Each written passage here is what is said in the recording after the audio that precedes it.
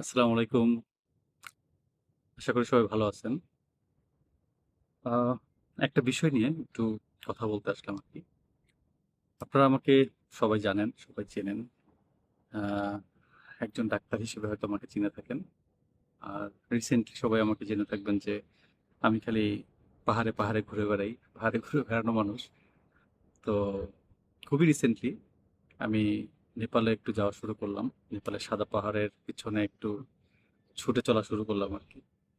তো ২৪ সালে ১ম এভারেস্ট বেস ক্যাম্পে যাওয়া হয়। ২৫ সালে আরেকবার base camp, Everest base camp এবং অন্নপূর্ণা বেস ক্যাম্পে যাওয়া হয়। এটুকুই অভিজ্ঞতা। কিন্তু এটুকু বলতে পারি যে, যে পরিমাণ ইচ্ছা এখন পর্যন্ত আছে আমি জানি ইনশাআল্লাহ থাকবে। তাতে সুযোগ পেলে আমি হয়তো আরো অনেক জায়গায় চলে যেতাম এই গত ২-৩ বছরে। তো যাই হোক, ভিডিওটা বানানোর উদ্দেশ্য হচ্ছে আমি যখন ২৪ সালে ১ম এভারেস্ট বেস ক্যাম্পে যাই, সেখান থেকে আসার পরে আ সবচাইতে বেশি যে প্রশ্নটা আমি পাইছি মানুষের কাছ থেকে, আমার আশেপাশের মানুষের কাছ থেকে সেটা হচ্ছে যে আসলে এভারেস্ট বেস ক্যাম্পটা কি? এখানে আসলে আমরা কেন যাই? আমরা কি এভারেস্ট আরোহণ করলাম নাকি কি করলাম? তা এটা একটা কমন কোয়েশ্চেন ২৪ সালে, ২৫ সালে ইভেন ২৫ সালে আমার একজন সাথে যে ছিল, যে আমি একটা ৫ জনের টিম নিয়ে গিয়েছিলাম। সেখানে একজনের এমনও হয়েছে যে তার ফ্রেন্ডরা তাকে আ উইশ করা শুরু করছে। সে আ এভারেস্ট আরোহণ করেছে এইভাবে আরকি। তো যাই হোক, এটা আসলে আমরা যেটা বলি ইবিসি এভারেস্ট বেস ক্যাম্প। তো বেস ক্যাম্প মানে সবাই মোটামুটি বুঝেন। হয়তো সাধারণত বোঝা যায় একটা ধারণা করা হয় যে কোনো একটা পাহাড়ের পাদদেশে বা কোনো একটা ঝরনার নিচে কোনো একটা উম মানে ক্যাম্প তৈরি করা, সেই ক্যাম্পে মানুষজন থাকতেছে। এবং যেহেতু শব্দটার শুরুতে আছে এভারেস্ট, তার মানে হচ্ছে এভারেস্ট যে পর্বত, পৃথিবীর সর্বোচ্চ পর্বতচূড়া, এইটার কোনো একটা জায়গাতে কোনো একটা ক্যাম্প।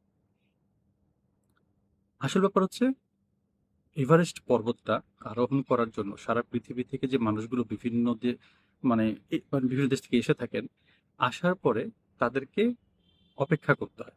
কিছু সময় অপেক্ষা করতে হয়। কেন অপেক্ষা করতে হয়? কারণ এসেই সরাসরি পর্বতারোহণ মানে এভারেস্ট পর্বত আরোহণ করা যায় না। আ আবহাওয়া অনুকূলে থাকতে হয়। তারপর ক্যাম্পটা যেখানে, এই ক্যাম্পের পরে হচ্ছে একটা গ্লেসিয়ার। গ্লেসিয়ারটা হচ্ছে মানে আ পর্বতের উপর থেকে যখন আ বরফের টুকরোগুলো নেমে আসে, ওই নদীর মতো করে নেমে যায়। ঠিক আছে? এটাকে গ্লেসিয়ার বলে বা বাংলা ভাষায় সহজে বলা যায় যে আ বরফের নদী। ঠিক আছে? তো এইটা পার হতে হয়। এটা একটু বেশ রিস্কি এবং এইটা যেটা করে যে আমাদের শেরপারা আছেন, হুম? বা বাংলা যদি বলি গাইড, হ্যাঁ? তো শেরপারা কি করেন? উনারা রাস্তাটা খুঁজে বের করেন কখন একটা সুন্দর রাস্তা দিয়ে এভারেস্টের চূড়ার দিকে আগানো যাবে। তো আবহাওয়া অনুকূলে আসা পর্যন্ত এবং এই রাস্তাটা খুঁজে পাওয়া পর্যন্ত ওই ক্যাম্পে অপেক্ষা করতে হয়। এটা ওনারা এখানে অপেক্ষা করেন। যারা মেইনলি এভারেস্ট পর্বত আরোহণ করবেন। নট আরো হাজার, হাজার লাখ, লাখ মানুষ আমরা যারা শুধুমাত্র বেস ক্যাম্প পর্যন্ত যাই তারা না। আমরা যাই শুধুমাত্র বেস ক্যাম্প পর্যন্ত। বেস ক্যাম্প সেটা হচ্ছে যদি নেপালের দিক থেকে চিন্তা করি ৫,৩৬৪ মিটার। হ্যাঁ? উচ্চতায় অ্যারাউন্ড ১৮,০০০ ফুট। বাংলাদেশে বিমান উচ্চতা হচ্ছে বিমান যে আকাশে উড়ে সাধারণত ১৪,০০০ ফুট উচ্চতায় ওড়ে ডোমেস্টিক ফ্লাইট। তো আমরা সাধারণত ওই বেস ক্যাম্প পর্যন্ত যাই। বেস ক্যাম্প পর্যন্ত গিয়ে এটাই আমাদের আনন্দ যে বেস ক্যাম্প পর্যন্ত আমরা পৌঁছাতে পারছি। তারপর আমরা আবার ব্যাক করে সাধারণত চলে আসি। তো এইখানে মানে আসলে কি পাওয়া হয়? কোনো তো আসলে সামিট করা হয় না পাহাড়। তাহলে কি করা হয়?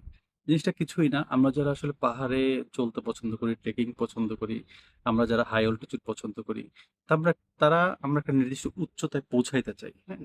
তারা একটা নির্দিষ্ট গন্তব্যে পৌঁছাইতে চাই। ঠিক আছে? এবং আমাদের কাছে আ সবার কাছে একটা বড় আ আকর্ষণ হচ্ছে এভারেস্ট।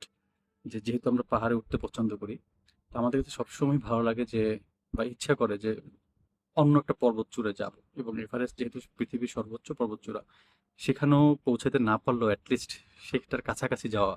ঠিক আছে? আর কিছু মানুষ যায় যারা হচ্ছে ট্রেকিং পছন্দ করে। তারা কখনো সামিট করার পিছনে দৌড়ায় না। ঠিক আছে? আমরা যেরকম করে বান্দরবনে বলা যাচ্ছে মোটামুটি ১০ থেকে ১৫ টা পাহাড় চূড়া সামিট করেছি। কিন্তু ওই মানুষগুলো তারা আসলে ট্রেকিং পছন্দ করে। তারা সামিটের জন্য চায় না। তারা যেহেতু এই এভারেস্ট বেস ক্যাম্পের ট্রেইলটা প্রায় ৯ দিন হাঁটতে হয়। তারপর যদি সাথে গোকিও লেক থেকে ১৪ দিন হাঁটতে হয়। তারা এই হাঁটাটা পছন্দ করে। এই হাঁটার সময় যে গ্রামগুলা দেখা হয়, মানুষগুলা দেখা হয়, যে সংস্কৃতি তাদের দেখা হয়, যে সৌন্দর্য এখানে দেখা যায়, তারা এগুলো পছন্দ করে। এইজন্য তারা যায়। তো আজকের দিনে মোদ্দা কথা এটুকু যে এভারেস্ট বেস ক্যাম্প মানেই হচ্ছে এভারেস্ট বা এভারেস্ট যে পর্বত এটা আরোহণ করা না। এভারেস্টের কাছাকাছি যাও। এভারেস্টে ওঠার জন্য মানুষগুলা যেখানে অপেক্ষা করে, সেই পর্যন্ত গিয়ে একটু কাছে থেকে এভারেস্টকে দেখে আসে। ইনশাল্লাহ দেখা হবে, কথা হবে পরবর্তী পর্বে। টাটা।